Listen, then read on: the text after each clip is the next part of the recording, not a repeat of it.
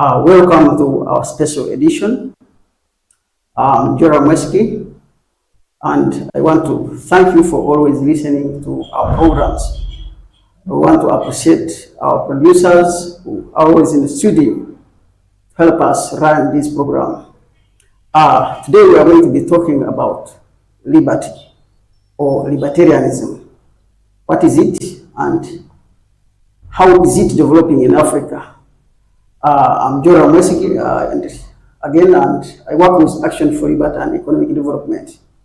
Today in the studio, I have a colleague, a libertarian from Africa Liberty Foundation. We are going to be discussing libertarianism, and I take this opportunity to appreciate people who are helping us to sponsor our program, such as Jardine Primary School, Jardine International Primary School that is located at Zoo. We also invite other partners or sponsors of our programs. Thank you very much, and Mr. Richard, welcome to our program. Yes, thank you, Joram. My name is Kakande Richard. I am a team leader at African Liberty Foundation. It's always a pleasure sharing ideas of freedom and the liberty movement in a global and African perspective. Okay, you're most welcome to our studio. As always, I always want to ask you how is work at Africa Liberty Foundation? Yes, at African Liberty Foundation, we are doing well.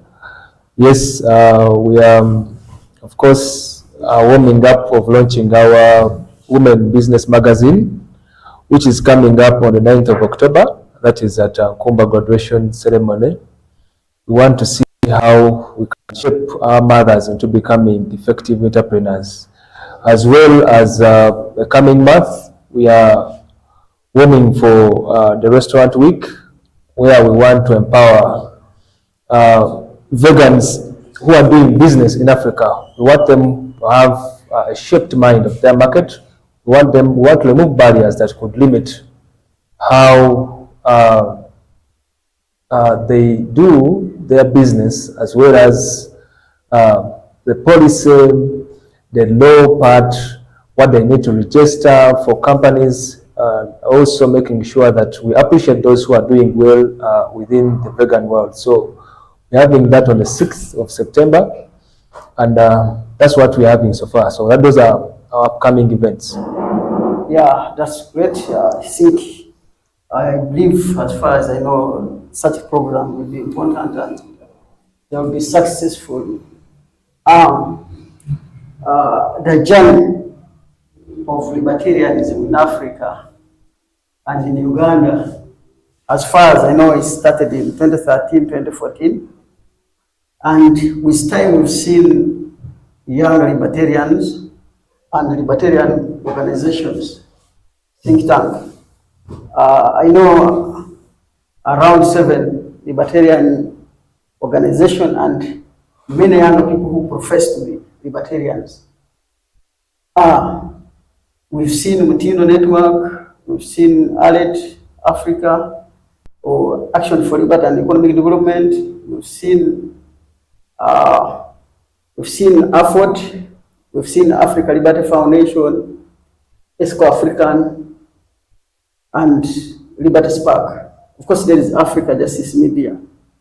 All these institutions or organizations are aspiring to create a society of liberty or libertarianism. How do you see the work of libertarianism in Uganda? Yes, of course, as they focus so much on improving individual aspects of economic rights, speaking to power, challenging policies through a number of projects. I think our big concern should be on the ideology. See, it is a different thing to do a project where you register what you intended to register, where you get all the outcomes of the output. But it's also another thing for the public to understand what you stand for. I've always said that I've always said it that, you see, even in socialism or even in communist states, people start businesses. Even them do empower entrepreneurs. But the question of ideology comes at the center of it.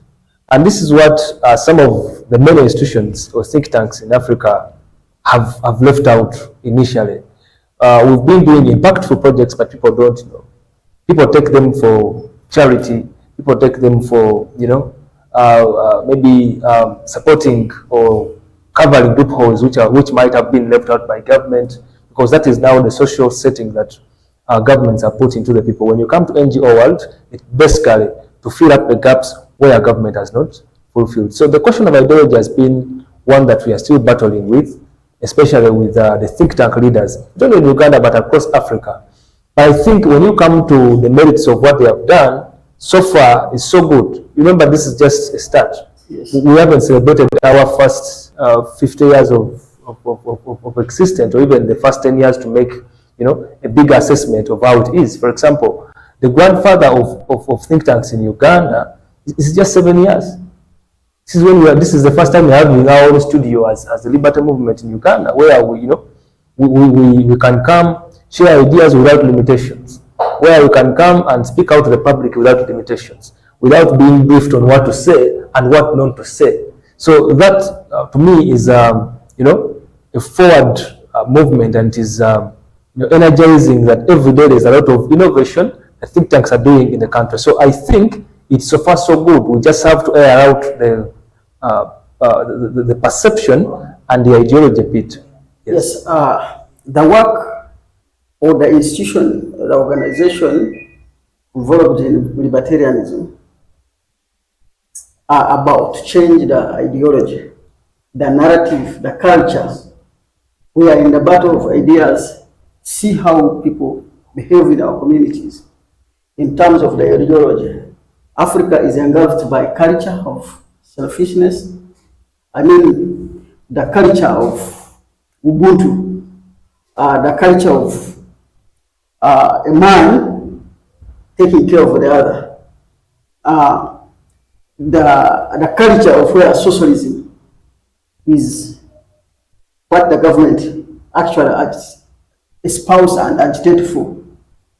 And the work we are doing, we are about to correct that and position an individual in the realm of freedom, in the position that an individual owns his enterprise independently without much government interference.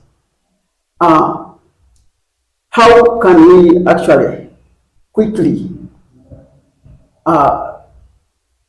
introduce this idea and actually be bought by the African population? How can we do that very quickly with immediate effect?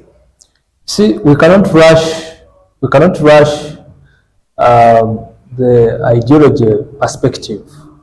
Why?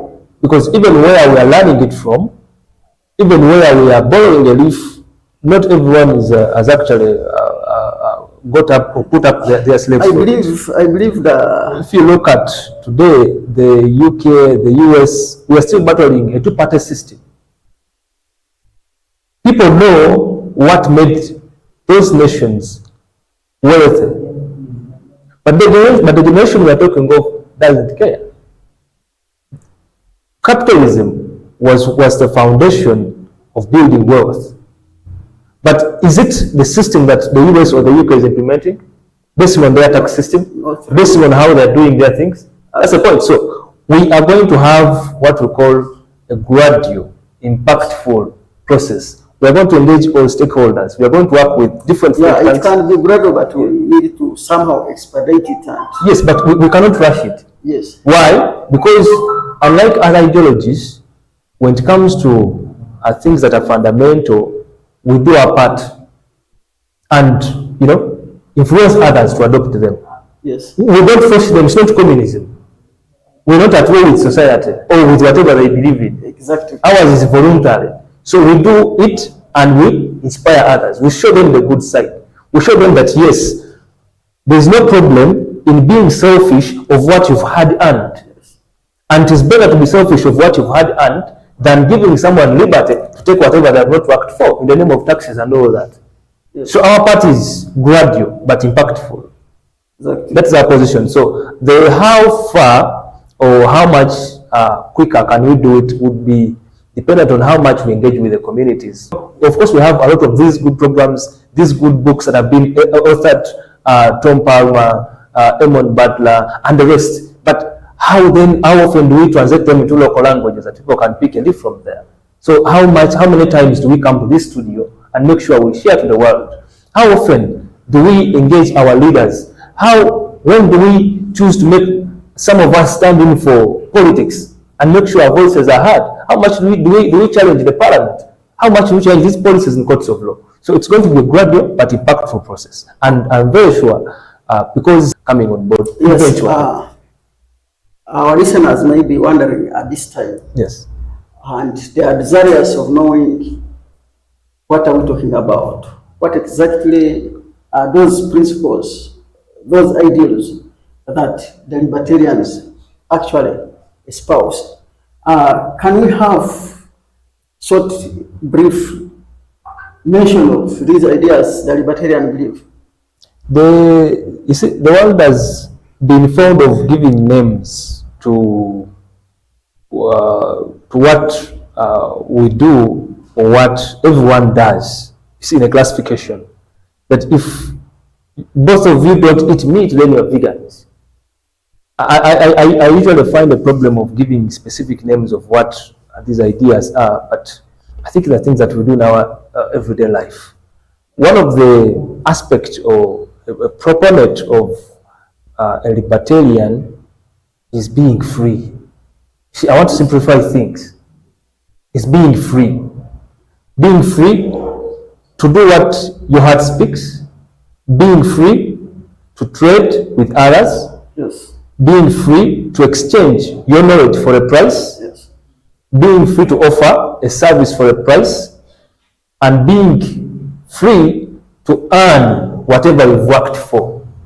So the first aspect of the bigger society is having a market, yes, that is more freer, where my innovation cannot be stolen from me, where I can exchange it with Joram and Joram pays me. Yes. Even if he doesn't pay for a price, where I can give you a cup and you give me a basket of rice, for as long as we've consciously agreed to it. So there we see the aspect of property right, of free market and property rights. We yes. see the aspect of ownership. Yes. First of all, the voluntary exchange, and two, yes, that I own whatever I have worked for. Yes. Yes. And we think that the biggest limitation to that has been the laws. And these laws are coined by a group of people whom somehow we say we've given power under the theme of social contract, which actually is not there, because the last time I checked my date, I don't remember signing any contract with the government. You see? But it's called that we have a social contract with some people whom we call MPs that make laws and government forces them on us. I think that is a consumption, perception by the socialists. It's not a perception. It's what actually they are doing. Yes, that's what they are promoting. Yes, they graduated from perceiving it to now doing it. They are doing it. Yes. Of course. So we think that we must limit whoever is not in the equation of how we exchange goods for value or services for value, and we must limit anyone who endangers what we've earned. So that is free enterprise or free markets and property rights. Yes. And two, in case we have any problem in our exchange, that we see we can have justice, yes, amicably. And I think we should look at the rule of law. Yes. So we now come to the aspect of, yes, to if you've earned something genuinely, no one has rights over it. If you've bought land, then no one should transgress it. No one should trespass on it. If you've bought a car, it is yours. You should be able to sell it, you should be able to exchange it, you should be able to use it for any activity, for as long as it is within the legal mandate. So that is, now we come to the justice part. And then we have the aspect of how does those who choose to be in power live there, and how do they manage our affairs. So we now bring in the aspect of government. Libertarians don't want we don't disagree with governments, and we're not against them. But we just know how far they should go with our mandate. Remember, it's ours. The mandate is ours. That's the first thing. So we say that government should have some little money from us to manage its activities. And that little money should cater for our security bigger number. Of course, you can see the role is not so big. So we don't believe in a bigger number of them. We believe in limited. Yes, we believe that it should be a small number because even the roles are small. Yes. So it's a small number, and they should use a little of the money. And when you look at Ayn Rand, he says, yes, there are three fundamental roles of government. That is justice, yes, inside, defense, yes, from external aggression, then yes, people. So we don't need that big parliament. We don't need that big government where we have duplicity of roles. You see, you have a president, then you have an RDC in the area, you have a deputy RDC, then you have an RCC, then you have ministers, then you have COW or the district, then you have GISO, you have DISO. Almost all of them are doing the same part and being paid on our money. Yeah, I think next time we shall be discussing, yes, the morality of government. Why do we need a government? Why? Which government, and yes, which type of government do we think that we need, and how it should be? So I have clearly talked about the free enterprise and the free markets. Yes. I've talked about the part I would want to talk about, or to expatiate, would be how or who then are we in that system. So for us, we say, and that is the essence of property right. yes. So we say you are you. Whatever we said, we start with you. Life starts with you and ends with you. So we say, what's on that? On top, yes, of that, what is your comment to Ayn Rand suggestion that an individual should be selfish? When you say you are you, an individual should be selfish, and I think that Ayn Rand only spoke what characters always exhibited. We are always selfish. People, even those who are selfish, say they are not, but indeed they are. Because if the one is selfish, then there is no reason of one waking up to go to work. Yes. There is no reason of one taking care of their own children. You see, children in Africa, the general African perspective, is something to earn from. Raise them so that they can take care of you when you are old. You see, you raise a cow, take it to graze so that you can have milk from it. So you must be jealous of, first of all, of yourself and everything that makes you happy. You see, selfishness gives you happiness. The first thing you want to go and earn is to be happy. Happiness might be subjective. Everyone might have how they, yes, they feel happy, how they want to spend their resources. Time is not on our side. Yes. Uganda is embattled with very many useless welfare programs. Yeah. Such as PDM. Yeah. Paris Development Medal, that is PDM, that is Wealth Operation, Wealth Creation, yes, Youth Livelihood Program, and very many others. Yeah. And this is a contradiction to economics. Yeah. And also the ideas we've been discussing. Yes. Because these are political programs that are meant to dispose the video of their own wealth. Yeah. You produce, you build your factory, you invest, but someone, in terms of tax, he comes and takes your money, then gives it to someone else. So in through such a program, don't you think government is the first enemy as far as wealth creation through such programs? It is true that the government is the first enemy, and our objective view on welfare principle is that we don't outrule it entirely, but we say it should be the last fishing net of a failing economy. What do you mean by when you say you don't rule it out completely? We don't rule it out because there are situations where people have gathered themselves to create value, to emerge resources, to uplift themselves. It is still welfare. There are some organizations, associations, it is still welfare between individuals But who come together willingly without force. Yes, how the government does it. yes. And this has been our position, that we have the hierarchy of how development is supposed to be. Initially, it was my personal opinion, my own opinion, that you see, we must be completed with the welfare. And one of the trainings I've had in Dar es Salaam, I met Palma, and we had a very large discussion of this. And you see, and now I broadened how I see welfare. You see, it should be that it's the last thing, whether it is done by government or by human. It should be the last resort. Who should arrange? And we say, who should arrange for that? It should come from the individuals themselves. It should not be the association. It should not be a government initiative, because once government initiates it, then it has to. Then we should talk about privatization. Seems like NSSF should be privatized. Of course, I think NSSF it has long overview, but NSSF had to be privatized. Why?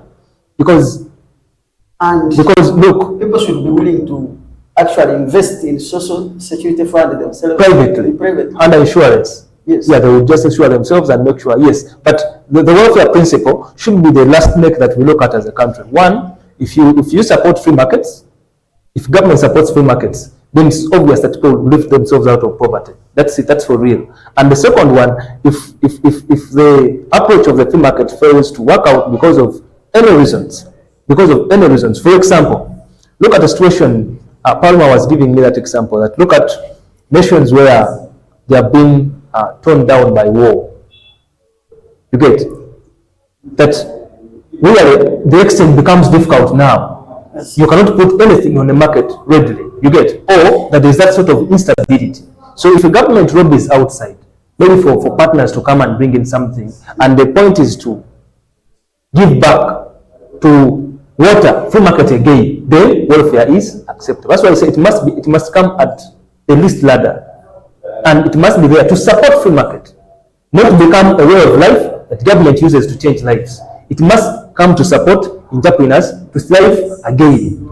What we're seeing in Africa, governments are using it to actually as a government policy of alleging that people will live out of poverty using that PDM model. That has a contradiction. Yeah. When they talk about welfare, it is against the moral standard of the principle we cite, self-ownership. Yeah. When they talk about welfare, it means coming to your neck, dipping their hand in your pocket, to take what they have. Yeah. That is essentially what it means to run a welfare program. A welfare program, I want to reiterate my position again. If we are living in normal times, it has no space. But if we are living in a situation where exchange, free markets have no way out to thrive, what should then economies do? Don't you think private organization like USAID, like Uganda Red Cross, plays important role than giving government an entitlement of welfare program?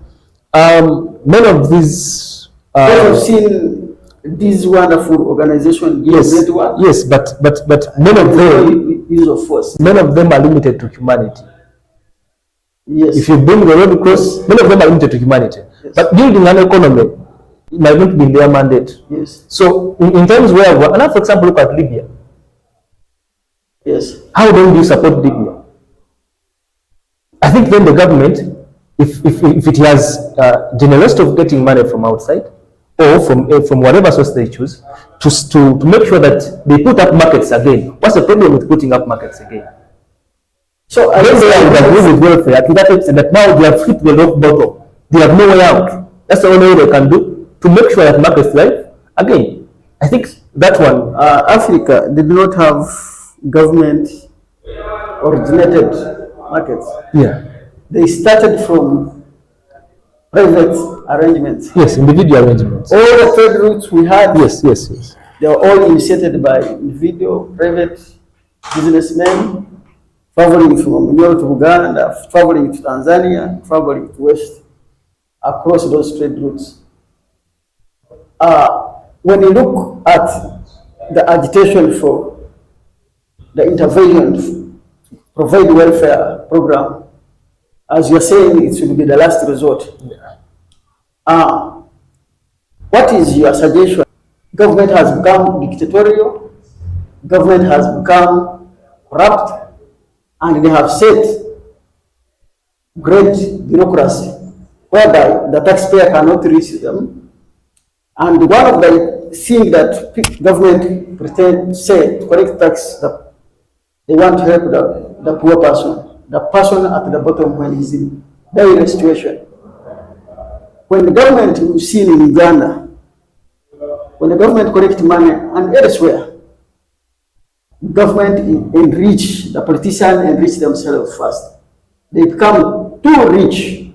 And in fact, in Uganda, the most lucrative business is politics. Yes. And everyone is fighting to be in business. In that business, yes.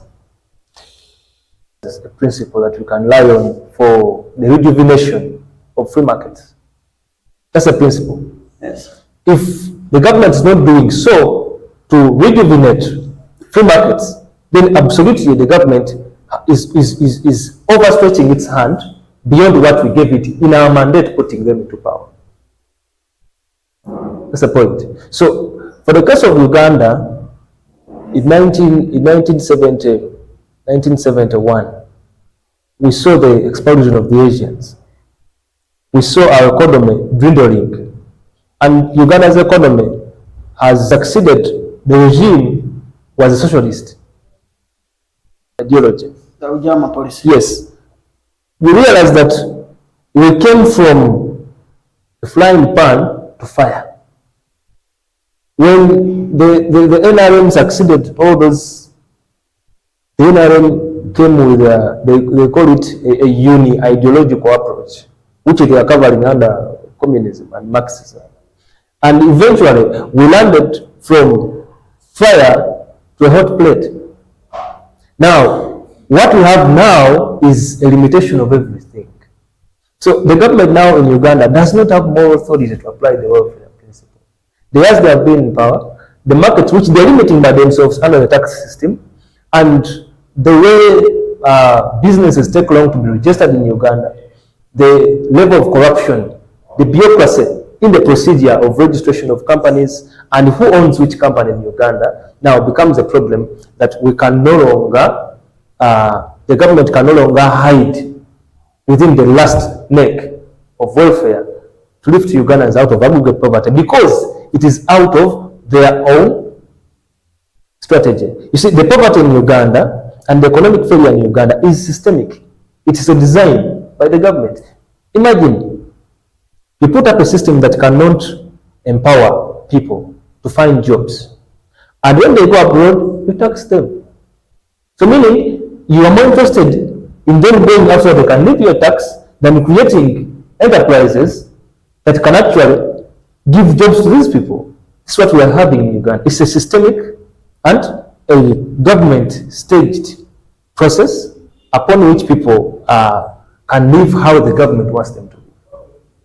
So I hope that answers your question of whether Uganda will have the moral authority to even rely on it. As libertarian, we believe in open borders. Yes. We believe in free visa. Yes. Yes. Uganda and Sudan, they are in wars, trade wars. Yes. And Uganda and Rwanda, they were in political wars. Yeah. Recently, when they closed the Katuna border. The border was closed. When you look at Libya, when we look at Western Africa, they are in coups. Yeah. When you look at our neighbor Congo, the M23, yes, there is a political battle everywhere, almost Somalia. Yes. We are talking about developing Africa. How do we develop Africa with great security? Free markets about. When you look at Uganda, we want to promote East African trade. Yes. But we want to unite actually East Africa. There are some voices which are talking about United Africa. When you come in Uganda, you'll find a person who does not want to leave power. Yes. You will go to Rwanda, some people, the presidency say 99% has voted me. Yeah. all people in Africa, all presidents in Africa, they have a character, political power entitlement. Yeah. How can we correct the political question of Africa to develop Africa? I think that we must have a gradual approach to it. We look at what is our biggest mistake. The biggest African mistake is the politics of identity, where we are associating ourselves with tribes, with the region, and that's when we choose who's supposed to be in power, who's not supposed to be in power. And whoever goes into power wants to favor his own what? Now, when we bring in the idea of imperialism or whatever factor finds us a broken state to unite. But this is my position, that when we are to set people to lift their standards, we don't care who is in power, as long as he has the right ideology. And I, for one, don't care how long they take in power, as long as they have the right ideology. I have seen countries where they are under, you look at UAE. Look at the people associated with the UAE, sort of a kingdom. But they have a level of the free market down here. People are able to do whatever they want, to own property the way they want. What's wrong with that? What my main concern is the ideology part. If you have the right ideology, it doesn't matter how long you stay in power. You can fight your political battles, but for as long as anyone can identify themselves and they can work and earn, and they have protection of whatever they have earned. That's my question. If we come to a side of politics, that might be another discussion. But the one of, from the Hebrew mindset, I think it is the ideology. It's ideology. So I think we shall have to discuss the politics and its morality, and how some individual can preside the rulership or the governance of a country, earning the entitlement, earning resources, life presidency. Yes, but other people are not allowed to be part of the enrichment that politics gives such a politicians. Uganda is a country with a big government, with big size of parliament, with a big ministers, cabinet ministers, state ministers, big number of RDC. The president has just appointed the RDCs and RCC and all that. And most Ugandans, what they think, government gives people jobs. And what they think, creating districts, administrative units, the municipalities, is service near to the people. Why are politicians prone to lying people that government is a source of prosperity? Yes, and I think it is a wrong notion that people think that government is a source of prosperity. One, government should be small in size. Yes. So a 45 million population country, all of it cannot fit in within a government. And not even a quarter of it can fit within the government. So it's a lie that government is a source of wealth. The actual source of wealth is in enterprise. Where does the government get the money it uses itself? It's from the tax. So where is the source of tax? Entrepreneurship. That's the point. So I think people have to change how they see things. They should actually focus on entrepreneurship than the government. Politicians, the question asked, why are politicians lying to the people? Because that's the only way they survive. That's the only way they survive. It is the naked lies that make you believe them. But actually, politicians have nothing to offer without the middle class. The solutions that you see in the world are created by entrepreneurs, not politicians. No politician invented vaccines, not even aeroplane, not even the vaccine, not even the research that you put on, not even medicine. These are all created by middle class. So the solution and uplifting your welfare is by you having money, being able to produce something that you can exchange for money and you change your life. I don't know why people are actually so much agitated when it comes to that. Everyone thinks that the government is the big deal and is a phenomenal source of wealth and all that. Where you find that governments, the officials in government are more rich than those in public it is just net and clear that you've had a failed state. That is per se. You see, for as long as you find that you have the richest government and its people, or the entrepreneurship people, I mean the entrepreneurs and the local people are dwindling in aggregate poverty, then the government is a failed regime. That is for sure. Why? Because government usually has nothing to offer. Solutions are created by us, individuals and private companies.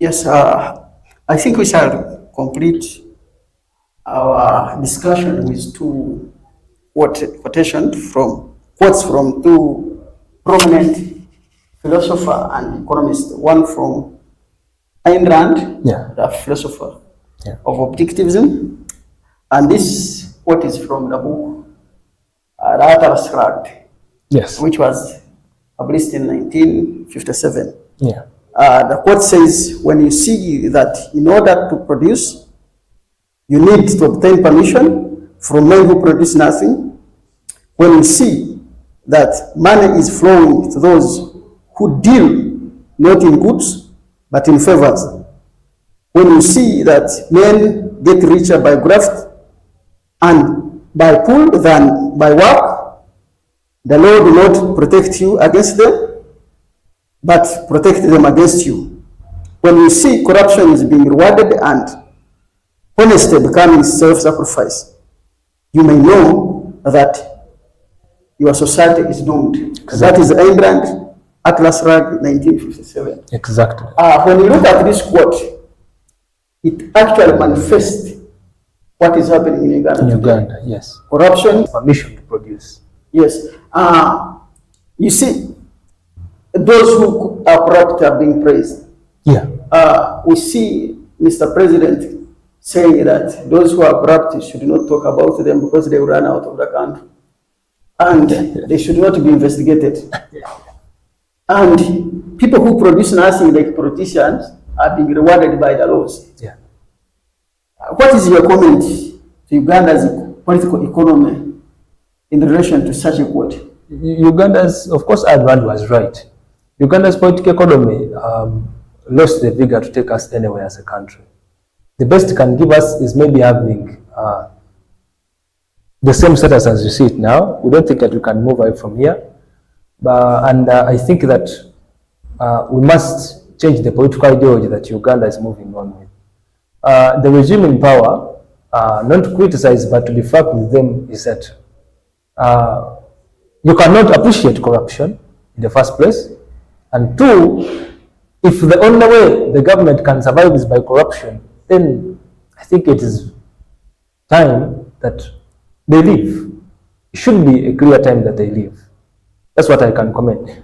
Actually, what Rand was saying is exactly and very right, 100%.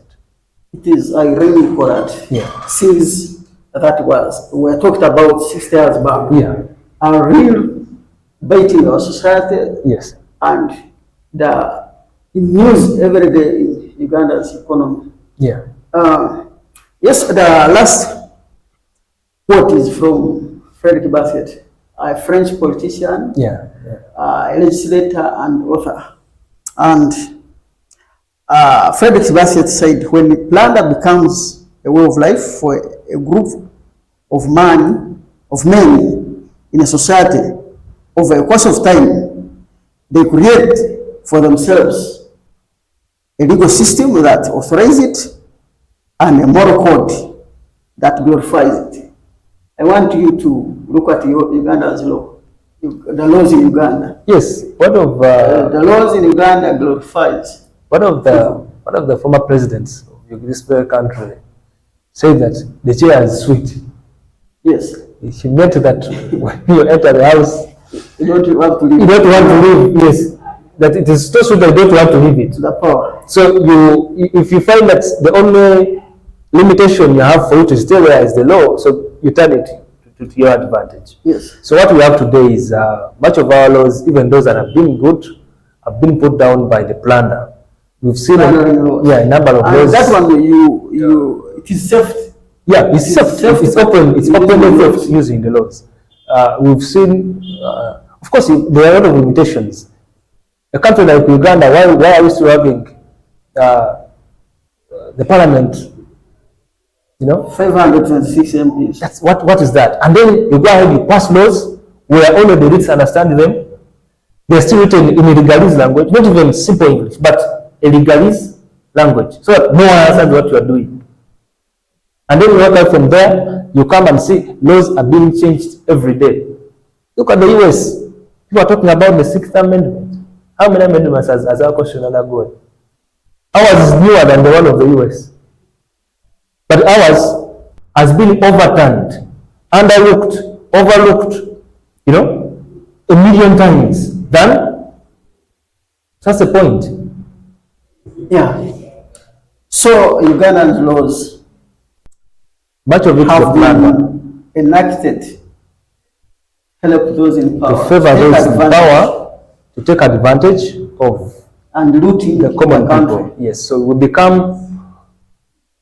You see, every action has consequences. What is your argument when those politicians say that democracy allows us to plunder or to do laws that enrich us? Of course, we see the parliament recently says Buga should reward himself under the commissioners. Yeah. And the court said that it was legal. Yes. Because that was the law. I think that that is the legal plunder itself. That's a plunder, and we cannot run away from it unless we now have a consultant. We have a concerted house full of libertarians. Otherwise, we have no way out. All other forms of governance take you to that. Take you that you see you become superior the day you are put into power. That's a position. And I think the Mpuga question, together with whoever awards themselves because the taxpayers' money. The quotes like this one is ironical. That they are not points us. Actually, in Uganda, they are not ironical. In Uganda, they are direct. They really talk about those people spoke as though they are living in our world today. But good enough is that I'm sure by the time Bastiat Orand made those comments, they were living like us. You see, many of those countries are ahead of us about 50 to 100 years. The society we're living in now, they have lived in them. Maybe by that time, that was the form of governments that we I think those countries, by then they were ahead compared to the status in Uganda. America was more advanced than Uganda is today. If you look at the America of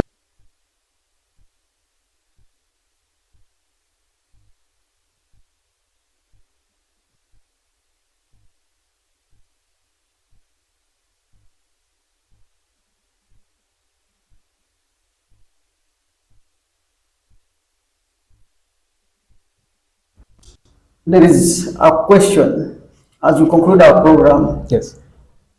Uganda is embattled in lack of an ideology that gives individual free speech.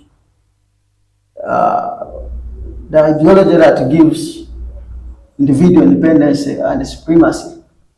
When you look at the Uganda Constitution, it says power belongs to the people, but that is a total abuse when we talk about power and how power is being exercised. How as libertarian, or what is the best way to put it clear for Ugandans? The current legal system, the current constitution is not part of Ugandans. It does not give Ugandans power, and Ugandans should actually fight to embrace the liberty. We don't have any simpler. Yes, but how do we reach out the ideology that gives them freedom, that gives them independence? You see, the only way is by changing leaders. No, I always talk about this. We may change a dictator without changing. We may fight a dictator. That's my position. That was my first position. We may fight a dictator without fighting dictatorship. That was my first position. That our aggregate position should be to get the right ideology. I said I don't care how many times you spend in power as long as you have the right ideology. That was my position. It answers this at the same time. That Ugandans know that that the constitution does not belong to you, because when you speak, you are arrested. Who doesn't know that? Who doesn't live in that fear? Who has not seen media being censored? I saw it was on Capital FM some time back. One of the journalists called President Museveni. I don't remember the right word, but she said that he is the chiefest thief. See, and the lady her program was censored, and Capital FM had released an immediate apology to the president.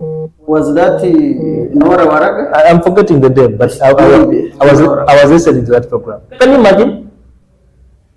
The people have own opinion, the whole radio station bows down, the journalism studio bows down and apologizes for saying actually the right thing. You see? Then the next day, they produce news that Museveni has said, you should leave my corrupt officials. As we conclude, now, why are they apologizing? You get my position. As we conclude, yes. I think the way out,